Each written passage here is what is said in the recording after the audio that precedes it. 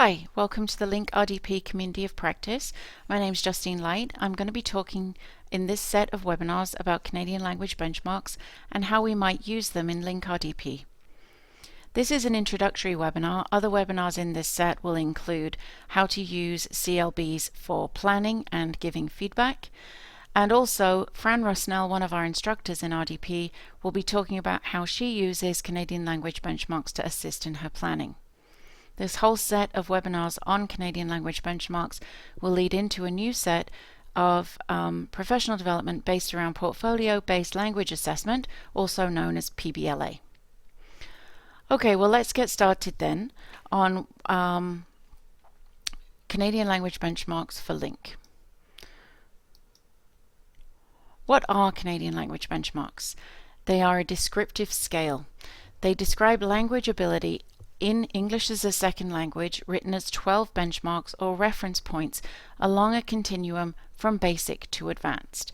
So what that means is that Canadian language benchmarks go from CLB 1 to CLB 12. Now, we rarely hear about anything above CLB 8, although sometimes we hear about CLB 9, such as in the nursing CLB-based test called CELBAN. They describe what a learner can do. That's what the descriptive scale part means. And we expect learners to move along the continuum. So the CLB standard reflects the progression of the knowledge and skills that underlie basic, intermediate, and advanced ability among adult ESL learners. The CLBs don't work as well for describing language proficiency among children. Basic Stage 1 CLBs are those CLBs 1 to 4. Intermediate Stage 2 CLBs are those CLBs 5 to 8, and advanced CLBs Stage 3 are 9 to 12. So let's have a look at a little bit more detail about what CLBs are. They are statements that describe levels of language ability on a continuum. A description of communicative competence and performance tasks through which learners demonstrate application of language knowledge and skill. So what does that mean? All that means is we're really describing what learners can do in English. The level at which they can communicate, their competence for listening and their competence for reading, their competence for expressing themselves in English, in writing and in speaking.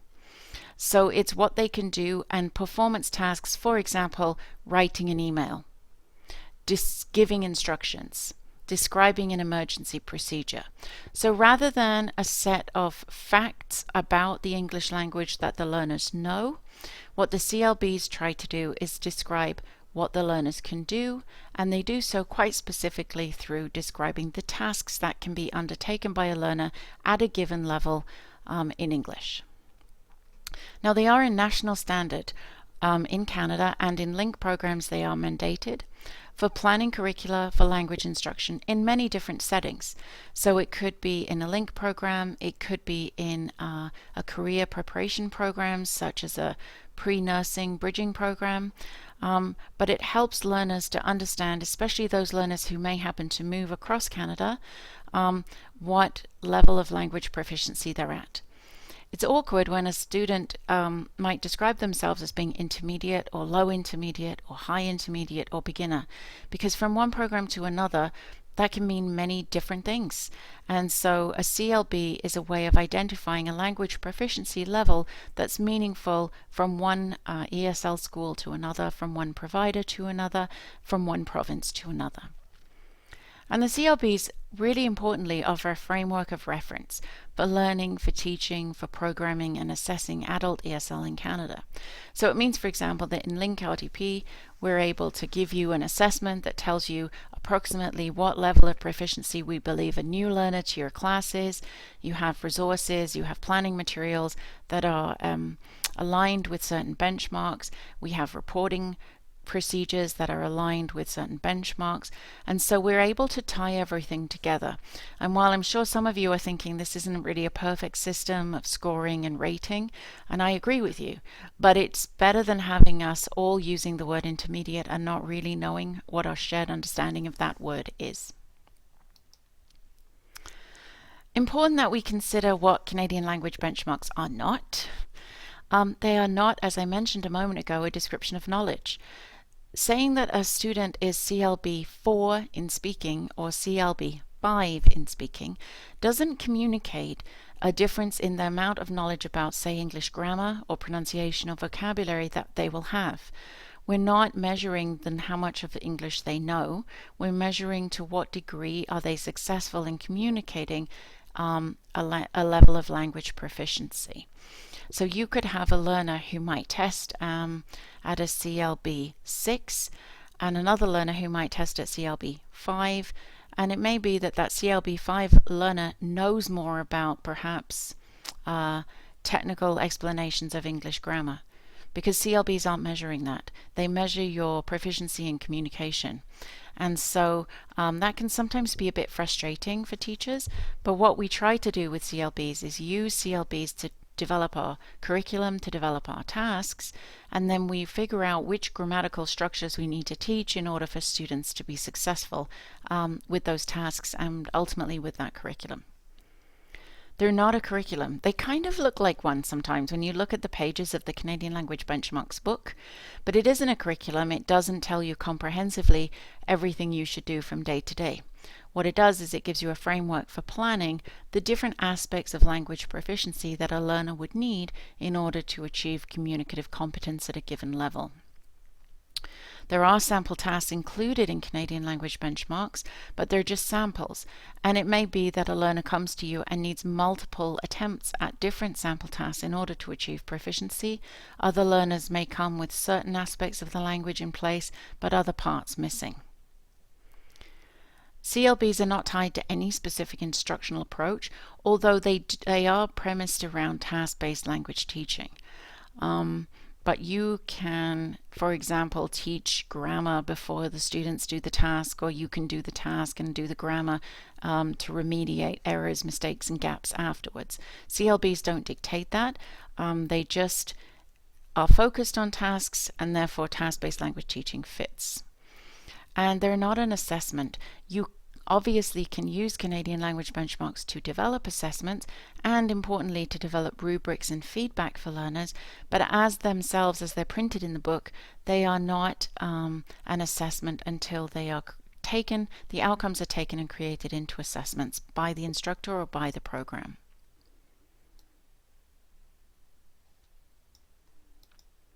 I better say what they look like. Sometimes it's helpful. That's the front cover of the book, and you can, most of the teachers in RDP have a copy of that book. Please let us know if you don't. You can also find the Canadian Language Benchmark documents are all online in PDF. They're small downloads and they're quick and easy to get in the electronic version, and that's at www.language.ca. So when we're looking at the standard of CLBs, each benchmark describes a number of different things. They describe the characteristics of speaking, listening, reading, or writing as listed in the profile of ability.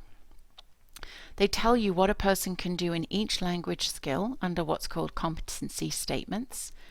They also importantly provide the specific conditions under which abilities can be demonstrated. Students may, from benchmark 5 to benchmark 8, across stage 2 would be expected to be able to, for example, write an email giving advice.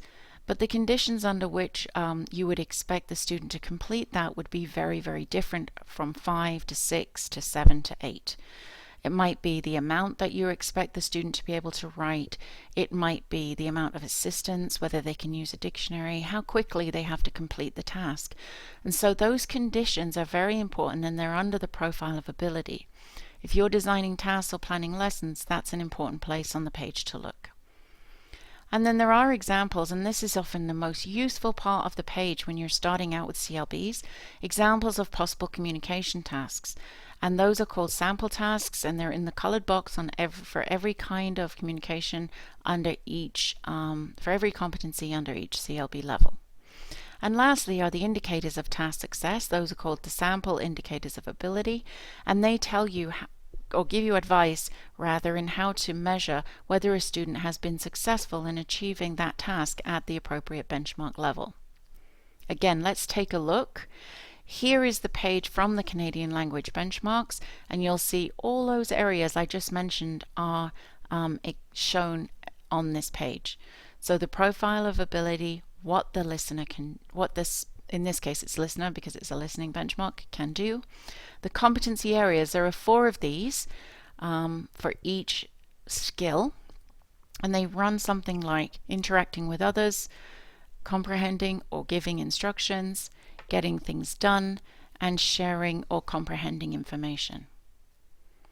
There are the features of the communication. For example, this is listening benchmark 1, so the communication is very brief, 1 or 2 short turns for interacting with others. There are the sample indicators of ability. On the listening page, those are in blue. So this is where you would find information to help you build a rubric or a rating scale so that you could give feedback to the learners on how well they did on some aspects of the task or if they were successful overall. And lastly, in the blue box there, you can see that there are sample tasks. There are 2 or 3 given for each competency area under each skill for each benchmark. So loads of examples. Lots of teachers like to start with the task and work backwards. In the CLB support kit, which is a separate document, you can find speaking samples, listening samples, writing samples, and reading samples for every level. I've written there, if you do the PDF download, which section of the PDF you need to download for each one. I've been working with Canadian Language Benchmarks for many, many years, and I still feel reassured and find the need to go to the speaking samples or the listening samples and verify that the task I've designed or the samples I'm using are in fact appropriate for the benchmark. I think they are, and that's after 14, 15 years of working with benchmarks.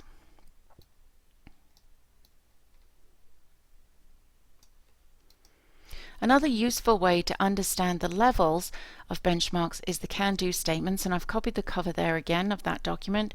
It's also online in PDF form, and I think that you might find the language in that easy to read and easy to use.